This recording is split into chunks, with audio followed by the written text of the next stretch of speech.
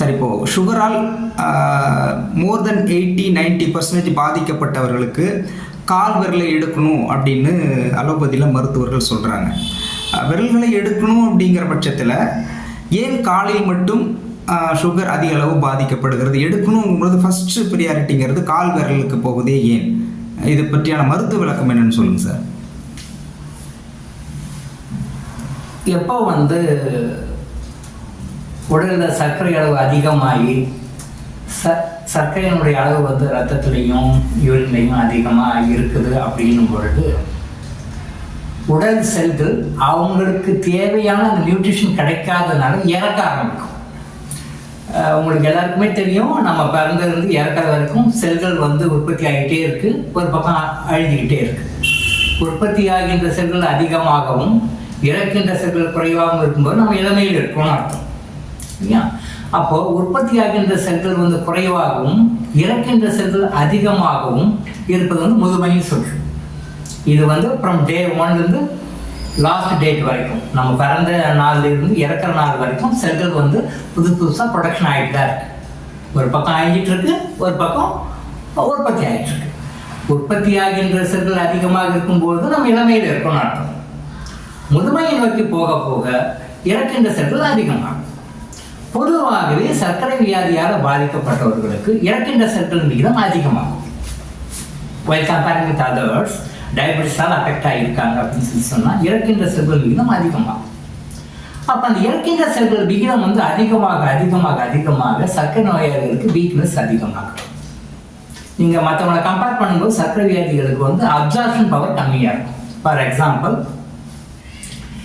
நீங்கள் ஒரு 4 இட்லி சாப்பிட்றீங்க அப்படின்னா மற்றவருக்கு அந்த 4 இட்லி ஃபுல்லாக அப்சார்ப்ஷன் ஆகுது அப்படின்னா சர்க்கரை வியாதியாளருக்கு அவருடைய உடம்பினுடைய எதிர்ப்புத்தன்மையை பொறுத்து, அவருடைய ஜீன்களை பொறுத்து, அவருடைய கர்மாவை பொறுத்து அதிகபட்சம் பாதி தான் அப்சார்ப் ஆகும். இது இன்விசிபிள் மேட்டர். நீங்கள் எந்த உணவு சாப்பிட்டாலும் அதனுடைய சக்தி குறைஞ்சபட்சம் 50% தான் அப்சார்ப் ஆகும். நீங்கள் எந்த மருந்து மாத்திரைகளே சாப்பிட்டாலும் கூட, எந்த மருந்து சாப்பிட்டாலும், எது உள்ளே போனாலும் அதனுடைய பவர் 100% டயபெட்டிக் அஃபெக்டட் பர்சனுக்கு கிடைக்காது. அது அப்படி குறைஞ்சிக்கிட்டே தான். இப்போ தேவையான நியூட்ரிஷன் கிடைக்காததுனால அந்த செல்களுக்கு தேவையான நியூட்ரிஷன் கிடைக்கல. அப்போ செல்களுக்கு தேவையான நியூட்ரிஷன் கிடைக்கிற மாதிரி என்ன ஆகும்? இறக்கும். அப்போ சுகர் பேஷண்ட்ஸுக்கு சுகர் லெவல் அதிகமாக இருக்கும்போது செல்கள் இருக்கின்ற விகிதம் அதிகமாகும். இதற்கின்ற விகிதம் அதிகமாகும் பொழுது அது என்ன பண்ணுன்னா பாடியில் இதை ஃபுல் கண்ட்ரோல் பிரெயின் தான் பார்க்குது. ஸோ இப்போ பிரெயின்லேருந்து நம்ம உச்சந்தலேருந்து உள்ளங்கால் வரைக்கும் எல்லாமே பிரெயின் தான் கண்ட்ரோல், நர்வஸ் சிஸ்டம் தான் கண்ட்ரோல். இது நம்ம ஒவ்வொரு ஆங்கிள் ஆன்சர் பண்ணலாம். நான் ஒரு ஆங்கிள் இருந்து ஆன்சர் பண்ணேன்.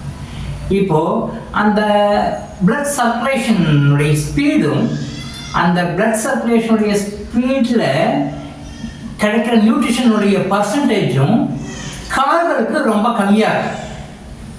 பிரெயின் தான சுப்ரீம் கண்ட்ரோலர். ஹார்ட் இங்கே இருக்கு இல்லையா, இதோடைய பம்பிங் பவர் குறையும். இது நீங்கள் ஃபிசிக்கலாக ப்ரூவ் பண்ண முடியாது, பட் இது உண்மையாக நடக்குது. பட் அந்த பவர் அப்சார்பிங் பவர், சர்க்குலேஷன் பவரும் அந்த சர்க்குலேஷனால செல்களுக்கு கிடைக்கக்கூடிய நியூட்ரிஷன் பவர் குறையும், உடம்பு முழுசுமே குறையும். அது மூளையிலிருந்து ஹார்ட்லேருந்து லாஸ்டாக இருக்கிற ரீசன் கால். ஸோ அப்போ கால்களுக்கு பவர் சப்ளை ரொம்ப கம்மியாக இருக்கும். அப்போது தலையிலேருந்து கொஞ்சமாக அப்படியே இங்கே ஹையாக இருக்குன்னு வச்சுக்கோங்க, பட் பாடி ஃபுல்லாக ஈவனாக இருக்கணும், ஸ்ட்ராங்காக இருக்கணும். பட் டயபெட்டிக் பேஷண்ட்ஸ்க்கு கால் இருந்து அப்படியே குறைஞ்சிக்கிட்டே வரும். ஒன்று ஃபஸ்ட்டு நம்பர் 1 டோஸ் தான். காலுடைய விரல்கள் தான் குறைய ஆரம்பிக்கும். அப்போ அந்த காலுடைய விரல்கள் அழுக ஆரம்பிக்கும் பொழுது அதை என்ன பண்ணுவாங்க, ஜஸ்ட் அப்படி கட் பண்ணி எடுத்துருவாங்க. இப்போ விஜயகாந்த் சார் கூட இப்போ ஒரு 6 months பேக் 1 year முன்னாடி ஹாஸ்பிட்டலில் விரல் கட் பண்ணாங்க, ஆம்புடேஷன். அப்போ என்ன, அழுக ஆரம்பிச்சு. நீங்கள் அந்த இடத்துல கத்தியால் அறுத்தா கூட அவங்க சென்ஸ் தெரியாது. ஆம்புடேஷன் பண்ணுற கண்டிஷனில் போயிட்டாங்க அப்படின்னு சொன்னால் உடலுடைய செல்கள் அழுக ஆரம்பிச்சுன்னு அர்த்தம். ஸ்டார்ட்ஸ் டு டிகே, அழுகிறதுக்கு ஆரம்பிச்சிச்சுன்னு அர்த்தம். அழ ஆரம்பிச்சிச்சு. அப்போ நீங்கள் அந்த இடத்துல கிள்ளுனாலும் சரி, ஒரு கத்தி எடுத்து கிட்டுனாலும் சரி, அவங்களுக்கு ஒன்றுமே தெரியாது, சென்ஸே தெரியாது. நீங்கள் ஆம்புடேஷன் பண்ணவங்க நீங்கள் கத்தி எடுத்து வெட்டினா கூட ஒன்றுமே தெரியாது. ஒரு சின்ன கருள் பட்டாலே சாதனம் வலிக்கும் ரத்தம் வரும்னும் போது அவங்களுக்கு என்னமா தெரியாது, அழுக ஆரம்பிச்சிடுச்சு. ஆனால் என்ன பண்ணுறாங்க, அப்போ கூட அலர்ட் ஆகிக்க மாட்டேன்றாங்க. இப்போது ஃபஸ்ட்டு டாட் வரும் முதல்ல கலர் வந்து டீகலர் ஆரம்பிக்கும், கருப்பு கலர் வர ஆரம்பிக்கும். கருப்பு கலர் வர ஆரம்பிச்சிச்சுனாலே அழுக ஆரம்பிச்சுன்னு அர்த்தம். அப்பயும் மக்கள் உஷாராக மாட்டாங்க. அப்போ ஒரு ஆயின்மெண்ட்டு கிரீமு அது இதெல்லாம் போட்டு சமாளித்து விட்டுருவாங்க. அதுக்கு பிறகு அந்த இடத்துல ரொம்ப கருப்பாகி லைட்டாக புள்ளியாக சின்ன புள்ளியாக புண்ணாக போகும். அப்பயும் மக்கள் அலர்ட் ஆக மாட்டாங்க, அதையும் விட்டுருவாங்க. அப்பப்போ ஆயின்மெண்ட்டு போட்டு பேண்டேஜ் போட்டு கட்டி விட்டுருவாங்க. ஸோ அது என்ன பண்ணும், உள்ள அப்படியே புற வச்சுக்கிட்டே போகும். உள்ள அந்த விரலுக்குள்ள பாதத்துக்குள்ள புற வச்சுக்கிட்டே போகும். அப்போ கூட அலர்ட் ஆக மாட்டாங்க. நம்ம பாடியில் சுகர் லெவல் ஜாஸ்தியாக போகுது, அழுக ஆரம்பிச்சிது. நான் டெஸ்ட் பண்ணேன் சார், கரெக்டாக தான் சார் இருக்குது. சுகர் லெவல் கரெக்டாக இருக்குது, ரைட், ஓகே. அப்புறம் ஏன் விரல் வந்து அழுக ஆரம்பிக்குது? அப்போ ஏதோ ஒரு விஷயம் நம்ம அது கட்டாத விஷயம் இருக்குன்னு நம்ம ஏற்றுக்கிறது கிடையாது.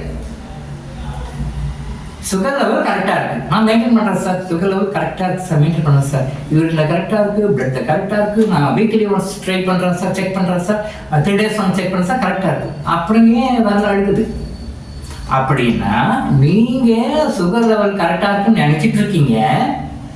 ஆனால் உண்மையிலேயே உள்ள என்ன நடக்குதுன்னா, உங்களுடைய ரிப்போர்ட்ஸை தூக்கி அடிக்கிற மாதிரி உள்ள வேற ஒரு செயல் நடக்குது. ஒரு பிசியாலஜிக்கல் ரியாக்ஷன் உள்ள இருக்குது.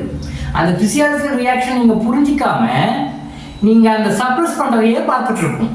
அப்போ அது என்ன ஒரு ஸ்டேஜில் வந்து மேலே முட்டி வரைக்கும் கால் வரைக்கும் அப்படியே அழுகிட்டே வர அவங்க கட் பண்ணிட்டே வருவாங்க. முடி கட் பண்ணுற மாதிரி, பார்பர் ஷாப்பில் முடி கட் பண்ணுற மாதிரி இந்த விரல் கணுக்கால் கண்டைக்கால் அப்படியே கால் தொட வரைக்கும் கட் பண்ணவங்களாம் இருக்காங்க. நான் நிறைய பேர் பார்த்துருக்கேன். ஏன்னா அந்த ரத்த ஓட்டத்தினுடைய சர்க்குலேஷன் அப்படி போகும்போது மேலே போயிட்டு வரணும் போது கீழேருந்து மேலே தூக்கிறதுக்கு ஹார்ட் ரொம்ப சிரமப்படும். கீழேருந்து மேலே தூக்கி அடிக்கிறதுக்கு ஹார்ட் வந்து பம்பிங் ரொம்ப பண்ணும். அப்போ பம்பிங் பண்ண முடியாது, கஷ்டப்படும், திணறும். ஸோ அதனால் அந்த செடிமெண்ட்ஸ் எல்லாம் அடியில் வந்து அழுகிற விகிதம் அதிகமாக இருக்கும். ஸோ அதனால தான் டயபெட்டிக் பேஷண்ட்ஸுக்கு கைகளை விட கால்கள் வந்து முதல்ல அறிகுறியாக காட்டுறது அதுதான். ஸோ அதுலேயே உஷாராயிட்டோம்னா நம்ம மேற்கொண்டு வர வேண்டியதே கிடையாது. கால் விரல்களில் கட் பண்ணி தான் எடுக்கணும் அப்படின்னு சொல்லிட்டு நம்மக்கிட்ட வந்தவங்களோட நம்ம நிறைய பேர் நம்ம இன்டர்னலாக மெடிசன் கொடுத்து சில விஷயங்களை ப்ராக்டிஸ் பண்ண வச்சு நார்மல் பண்ணியிருக்கோம். அதாவது அவங்களுக்கு வந்து இன்டர்னலாக மெடிசன் கொடுத்துருக்கோம், கர்மாவை சரி பண்ணுறதுக்கு என்ன விஷயங்கள் நீங்கள் ஃபாலோ பண்ணணும்னு சொல்லி கொடுத்துருக்கோம், வேறு சில விஷயங்கள்லாம் சொல்லி கொடுத்துருக்கோம். இந்த விஷயங்கள்லாம் நீங்கள் லைஃப்பில் ஃபாலோ பண்ணி இந்த மெடிசனை எடுக்கும் பொழுது ஒரு தொடர்ந்து 6 மாதம் 1 வருஷம் எடுத்தாங்கன்னா அந்த இடத்துல இப்படி வந்து ஒரு புண்ணு இருந்தது போச்சு, கட் பண்ணி எடுக்க வேண்டிய ஒரு சூழ்நிலை வந்ததுன்றதே இல்லாத அளவுக்கு கால் மாற்றிருக்கோம். நம்ம நிறைய ஆயிரக்கணக்கான பேஷன்ஸ் அந்த மாதிரி பண்ணியிருக்கோம். அப்படி பண்ண முடியும். ஆம்புடேஷன் வந்து ஒரு சொல்யூஷனே கிடையாது. ஆம்புடேஷனுக்கே போகாமல் சரி பண்ணுறது தான் சரியான முறை. அதை வந்து இயற்கையான முறைகளில் பண்ணலாம். டாக்டர் இளங்கோ ஆயுஷ் ஹாஸ்பிட்டல் மூலமாக நம்ம நிறைய பேர் இந்த மாதிரி பண்ணியிருக்கோம். ஸோ நீங்கள் அந்த இயற்கையான முறைகளை பயன்படுத்தி இந்த சர்க்கரை வியாதிக்கு வெளியே வர வழியை பாருங்கள். டாக்டர் இளங்கோ ஆயுஷ் ஹாஸ்பிட்டல் வழங்கும் விழிப்புணர்வு வீட்டு.